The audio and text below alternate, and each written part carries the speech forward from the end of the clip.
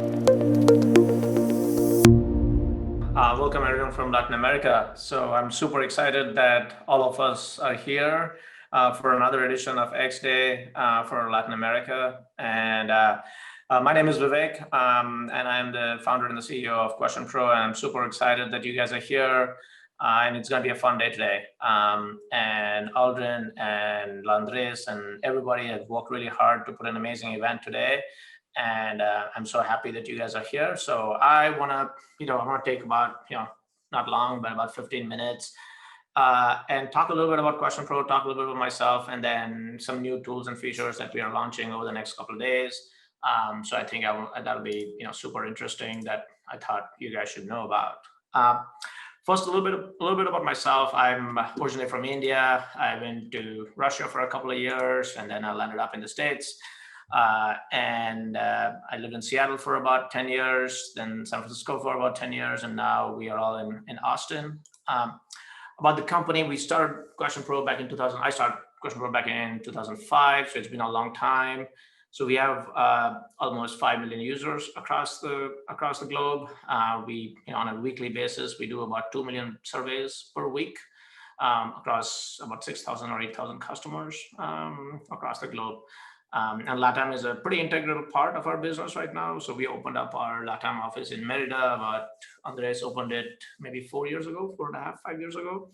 And it has grown pretty rapidly. And then, and about, today about, nearly, 12% of our business comes from Latin America. So it's been a fairly good ride over the last few years. Just a little bit about the company itself. We are obviously here in the States, so we also have offices in Germany, in Dubai, and then obviously in India too. So a big portion of our business runs out of India and obviously Mexico. And then we also have a small office in Cancun, and we're also thinking about opening up an office in Brazil. So that's where our kind of, at least the next couple of years, that's where our expansion plans are going to be. Just a little bit about, our product and services itself. Today I want to talk about three things, and we're launching 3 different tool sets for each of our verticals. So we divide the business into 3 parts. One is consumer insights and market research that a lot of you guys are very familiar with, where we're selling a research platform for researchers to conduct market research, simply put. We're launching a new concept called Insights Desk. I'll talk a little bit about it. On the CX side, on the customer experience side, we're launching a reputation management platform for gleaning insights from public data sources. And then in the employee experience side, we're launching a Leadership 360 kind of toolkit that allows, obviously doing 360, but specifically not only 360 tools, but also including a concept of prioritization on top of collecting feedback. So I'll walk you guys through it in a bit, but let's just get started with the first tool we want to talk about is Insights Hub. And so, so this is a tool that we are launching in the next couple of months. But first, let me kind of backtrack and say, what is it really? A lot of teams, a lot of companies that are collecting, doing surveys, doing research, both qualitative, quantitative, and they're collecting a lot of data. But there's no way, what we are noticing is there's no way they're organizing it and building upon the data that they're collecting. Each project is unique, distinct. However, the projects are interrelated. And we want to build a platform and a toolkit that allows you to do a couple of different things, right? One is have an integrated workflow. What we mean by that is when projects come on board, you have a project management tool effectively baked in. So we say like, okay, when projects come in, they are queued, they go through a set of statuses, and then they get completed. So that's kind of just basic workflow. Multiple people are involved in a project, from fielding to analysis to reporting to presentation. So think about it like 4 different types of kind of sections or a workflow with 4 different elements to it. We want to optimize this. We want to provide a toolkit to help you do that. So that's part of our offering with Insights Hub. And not only that, the flip side to this is that we can create a library on what we're calling Insights Library. So every project that you do, there is a bunch of files collected. So you can organize it, you can tag it, you can create vectors of attribution to it and say like these are the things that we've learned, almost like a Think of it as a kind of like it's called, generally in the UX research world, it's called atomic research, really. So where you're kind of breaking things down from, here's the facts, here's the findings, and then here's the insights, and then here's the conclusion. So I break that down into those atomic kind of units. And once that's broken down, then you can do mix and match, really. You can tag it, you can say like, this is the reason we found about all this. So this is kind of a new toolkit that we're building right now, and we're beta testing it with a few customers. On the project management and workflow side, obviously it's integrated with Slack and Microsoft Teams, so that so all communications are kind of interweaved and correlated to each other. And then on the tools and survey, on the tool side, obviously we're integrating with QuestionPro itself. So it's a separate, it's going to live as a separate tool, but it's going to be integrated with the QuestionPro. If you have a survey, if you have a research edition or a survey account, then obviously the data can transfer between that, which is pretty easy stuff. But also we are integrating other tools like Hub UX and Trama UI will also be integrated with Insights Hub. So that's kind of a new kind of way of thinking about it. Here's some screenshots of like how it'll look like. So imagine every insights team in every company has a little hub where they put all the data, put all the insights, and have stories, and that's the place where other folks in the organization can log in and consume those insights. So that's kind of the vision behind that.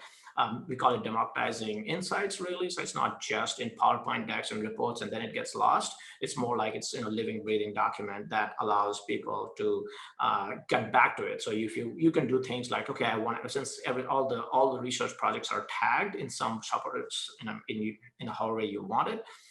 You can go back and say, hey, what happened when you did this last research? You can, within 2 clicks, you can find the research data, find the findings, find the insights, and then even drill down into the details of their SPSS files or connection to QuestionPro or something else. All those files are stored in one common repository. So it's almost, think of it as a central repository for all your insights. So that's kind of the vision behind it. And so that's something that we're launching the next, beta will be launching it in June, and then July or September we'll beta test it with a bunch of our clients, and then commercially we plan on launching it towards the fall of this year. So that's definitely very, very interesting and insightful, I guess. The second thing I want to talk about today is kind of an extension to our CX platform, which is we believe, which we are calling reputation management. Really, obviously with our CX platform, we help companies, solicit data, solicit feedback, post transaction when somebody buys, when somebody buys something in a particular e-commerce store, or whenever you visit a particular store and buy something, we send you a survey, collect the data, produce the dashboard, and so on and so forth. Then there's the closed loop feedback, and even driver analysis, churn analysis, all that stuff we do. But we stepped back and said, what else can we do right now? And a lateral extension to that is what we call unsolicited feedback, which is, obviously today with, Yelp and Google Maps and everything else, you can, anybody can leave reviews, public reviews for any kind of physical kind of location, not only physical location, even for digital kind of products, right? Trust Radius, G2, Crowd, these are all for obviously for digital products. People are reading reviews, and that becomes a huge driver for conversion effectively. I know for a fact myself, I look at Amazon reviews before I buy something. So taking care of those reviews has a material impact to oncoming revenue effectively. So new business, and even existing business, people who are already doing business with you, if they see reviews of you publicly that are not very good or good for that matter, they have an impression of you. It has a brand impact realistically. So we want to kind of make sure that, we provide a toolkit whereby we can monitor all this stuff. So we've kind of, we're working on a platform where, you can monitor and mine Facebook pages as well. If you have your own Facebook page, we can track the Facebook page. If you have your own blog, we can obviously track the blog. Those are easy problems really. But also like things like Yelp reviews, TripAdvisor, for travel and leisure. If you're a tech company or if you're a product company, then G2, Crowd, Trust Radius, Gartner, Peer Insights. These are the different kind of public review sites for B2B SaaS software, for example. And then obviously, like for physical locations, Google Maps, Bing Maps, Apple Maps, all of them have reviews and ratings baked into them.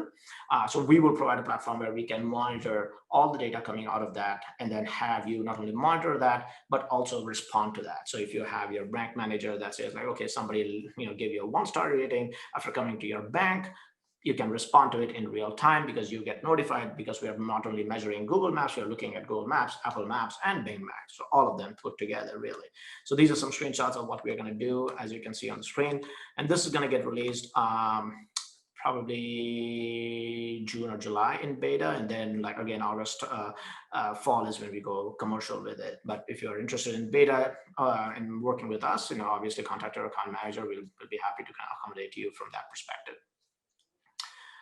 And the third thing today I want to talk about, and it'll be the last one, and it'll be done, is an extension to our employee experience platform, which is Workforce. Obviously with COVID, a lot of things have changed. It's changed across the planet. It's changed in India. It's changed in the States. It's changed in Mexico. And leaders, business leaders are put in a tough position. They have to be empathetic. They have to be agile. They have to kind of make decisions, make changes. Obviously, things are changing on a daily basis, really. And these are unknown events, frankly, that you don't control. And we wanted to provide a kind of an additional kind of toolkit or a mechanism by which leaders can kind of assess themselves and even kind of make practical recommendations to find out what's working, what's not working, why is it not working, how can we empower leaders. That's kind of the challenge that we wanted to kind of solve for. Like, it's not, yes, we can run a survey with all the employees and figure out what they want, what they don't want, but also how do we really help the leaders, because the leaders are the ones that are going to drive the business forward realistically. To that end, we can obviously we have a 360 platform. For the 360 is like a peer manager stakeholder report review model, obviously, right?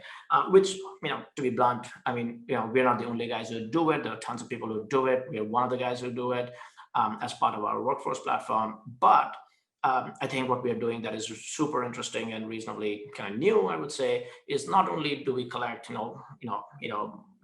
from a competency perspective, we look at, adaptability and recognition and rewards and follows through on commitments from peers, stakeholders, managers, reports. You collect that data, but also what we added in a layer of prioritization. So not only are your peers and everybody telling you what is important, they're telling you how to prioritize it, really. Right. So because, if you think about it, if you come back to me and say like, well, Vivek, you're great at these things, but you're bad at these things, and the list is like 10 or 20 things long, I'm not going to do anything with it. I don't know how to prioritize it. So you're saying, yeah, I'm good at this, I'm bad at that. Great, I got it. I'm really good at this. I'm not that great at this. But how do I prioritize these things, right? Is this better than this? Or even within this list, I need a prioritization model on top of the feedback model, realistically. So that's what we believe, that is going to change the game, where you can say like, look, I'm only going to work on the top 2 items. Yes, I'm bad at 5 things, but you're not going to work on 5 things at any point of time.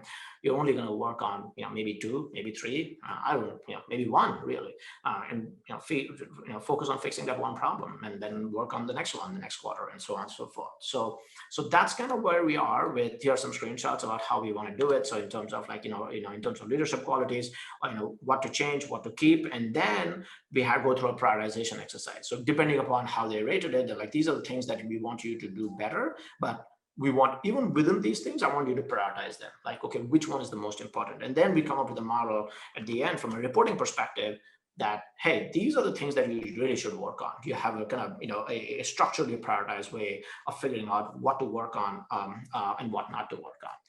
So that's about it. I know I went really fast through this, but I wanted to keep it short and sweet, not kind of drill down too much into each of these, but obviously there's more details available if you want. But once again, thank you so much for being part of this journey together with us. The entire Latin America team is super grateful. I'm grateful to the LATAM team also, Alvin, Andres, Raul, Umberto, everybody. They're all working extremely well, and they've been kind of, frankly, working extremely hard to make this event happen. Thank you very much to the QuestionPro team, and then obviously thank you to all our customers to be part of this journey, and thank you so much.